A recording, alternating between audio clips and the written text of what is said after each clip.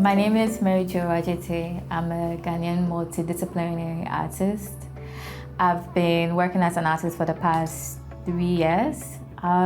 It's been an interesting journey so far, a lot of growing and learning and experimenting.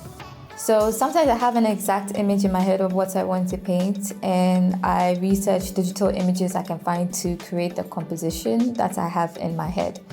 Or if I have to, I would use myself as a model to get my composition just right. Other times I have an idea that I haven't quite fully grasped in my head. So what I try to do to organize my thoughts is I create a mind map.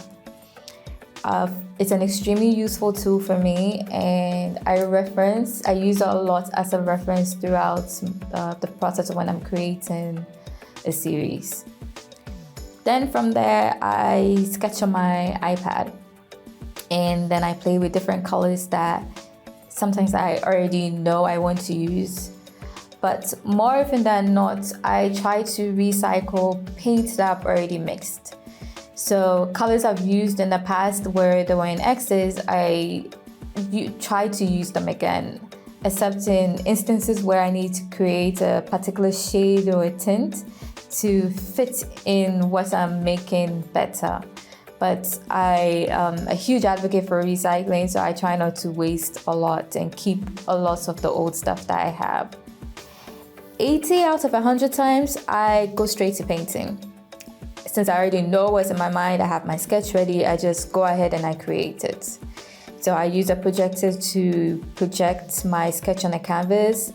I sketch the image on it and then I start.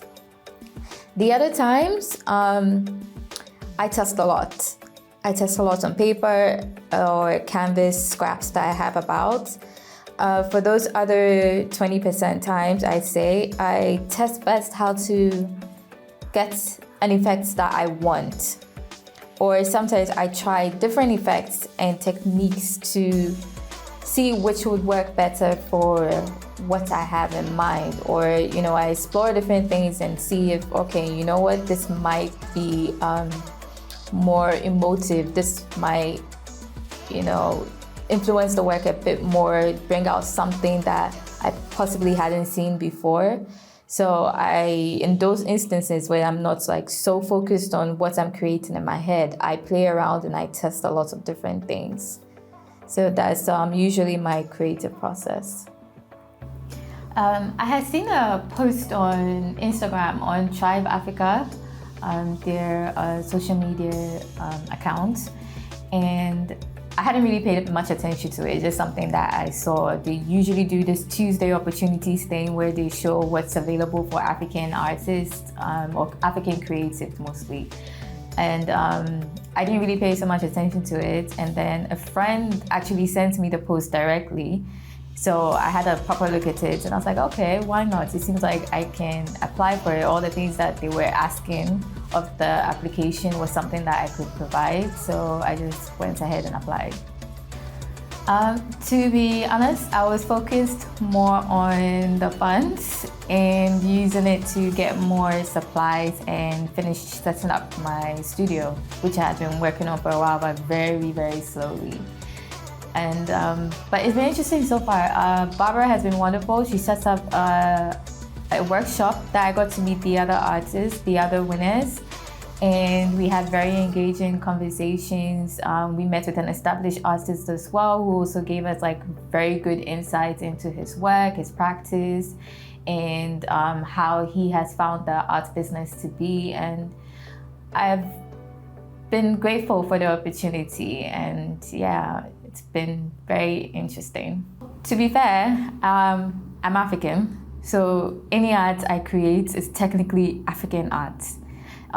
Even though I dwell and sometimes I draw inspiration from my heritage and culture, it doesn't necessarily have to be the focus of the subject matter for it to be considered African art. So I think by just being African and producing it, I am promoting my name, my culture, my heritage, and it also, goes aligned with their mission, which is to support African creatives. So by giving me that support and me being or identifying as an African, it's sort of aligns what, in my opinion.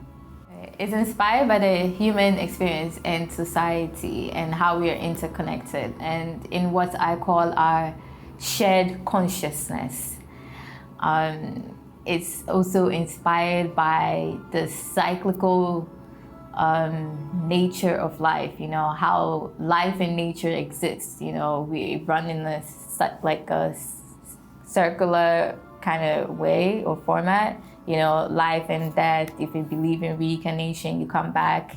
Even through one's heritage. You give birth. The person gives birth to another person. It's just ongoing, and I mean, it's a work that sort of explores these themes. What I've been doing is I've been using a singular portrait image, which I create in the abstract form that I typically do, which was inspired by different artists. But with this face, I overlap them. I create different overlaps for the different artworks that I do, but it's the same face. It's just to show that society is one, but we're always changing. There are differences, but then we are also always changing and evolving. The colors are inspired by nature. In the pieces that I'm specifically working on for the API collaboration, it's entitled Rise and Set. It's quite obvious when you look at the image that it's inspired by the sun and the moon. Whether it's a rising sun or a setting sun or a rising moon or a setting moon, I leave that up to viewers to interpret. But it was to sort of involve the cyclical nature of life and society. That was my thinking process towards this.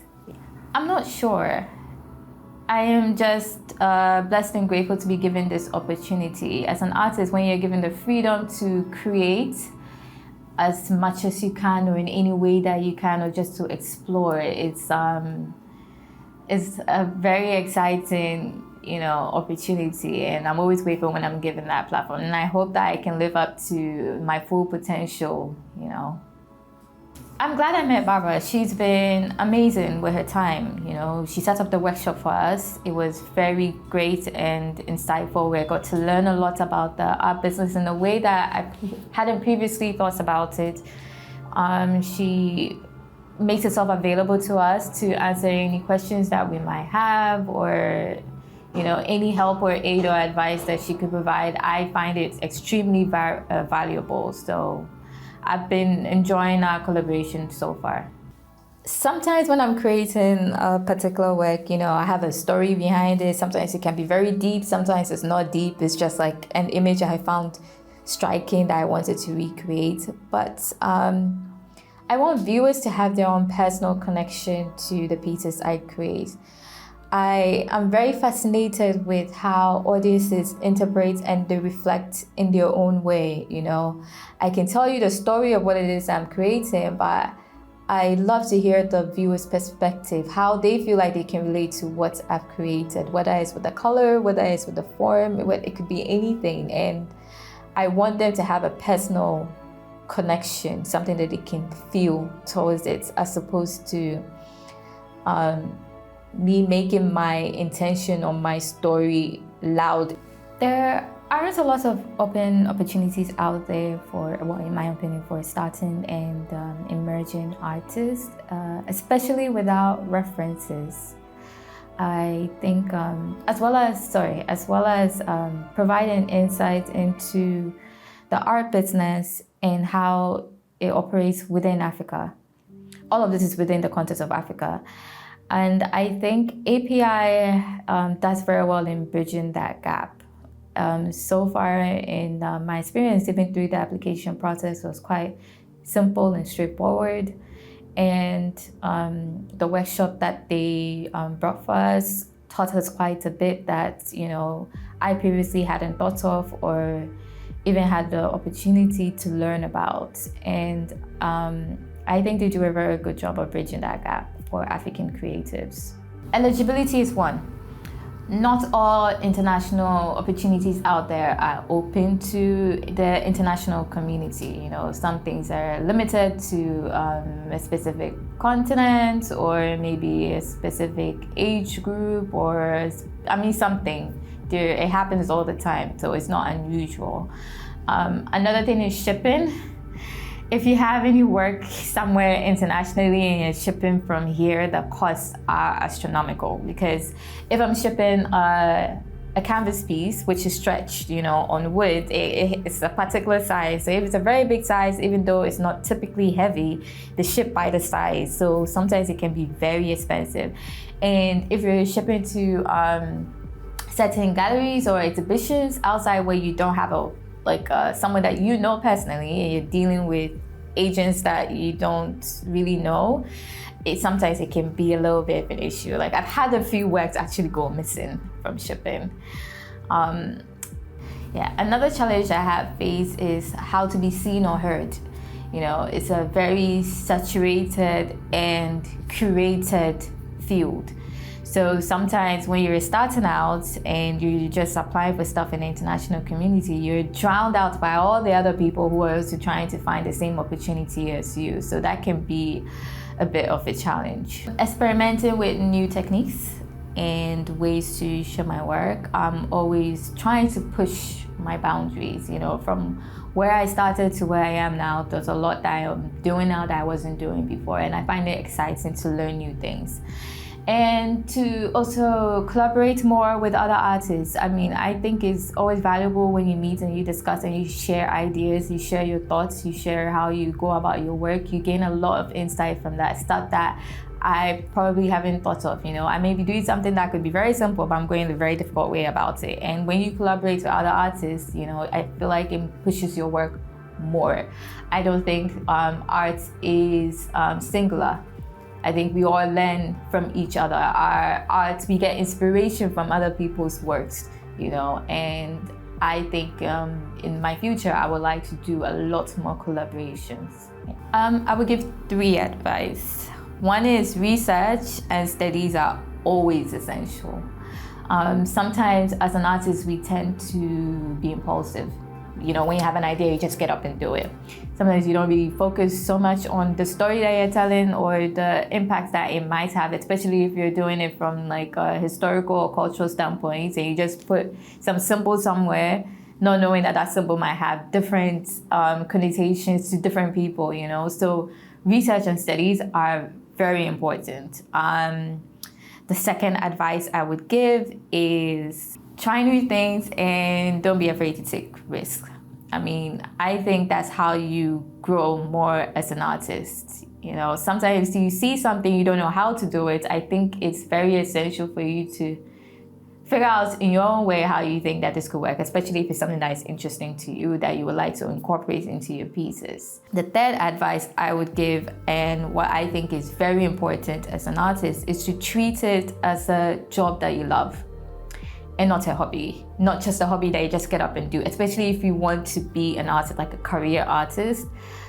Learn the business, learn the industry, and treat it as a job, but then you love this job, you love the works you're creating, you love what goes into it, and not that you just get up and you do stuff and you don't have a direction. It's something that I have learned, and I think a lot of artists need to know that as well. I think it's been an interesting experience and a learning experience so far. I think any other artist who has the opportunity to apply for future ones should definitely do so. I'm excited about the upcoming exhibitions. I'm very curious and interested to see what the other artists are doing and how everything all comes together.